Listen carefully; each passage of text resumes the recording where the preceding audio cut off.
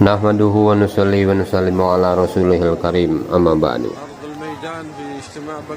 Janganlah mendekat kepada orang-orang kaya atau orang-orang berpangkat dengan tujuan untuk mendapatkan dunia, karena hal ini dapat mendorong kita kepada satu sikap yang tawajuh terhadap orang-orang yang dimaksud.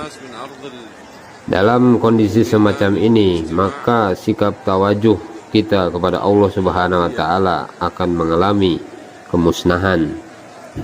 Kebesaran Allah Subhanahu wa Ta'ala sirna dari hati kita, dan yang muncul kebesaran makhluk menggeser kebesaran Allah Subhanahu wa Ta'ala dari hati kita.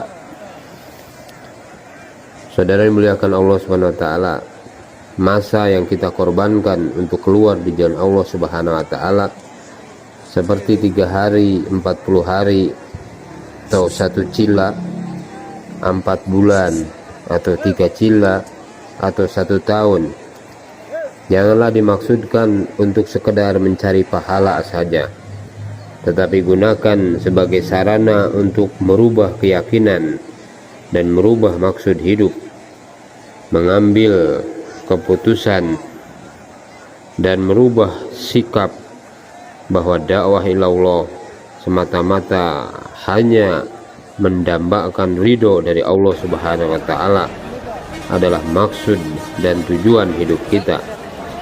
Apabila hal ini sudah kita putuskan, maka secara otomatis pahala akan mengalir dan datang sendiri, mengikuti langkah atau derap kaki di jalan Allah Subhanahu wa Ta'ala.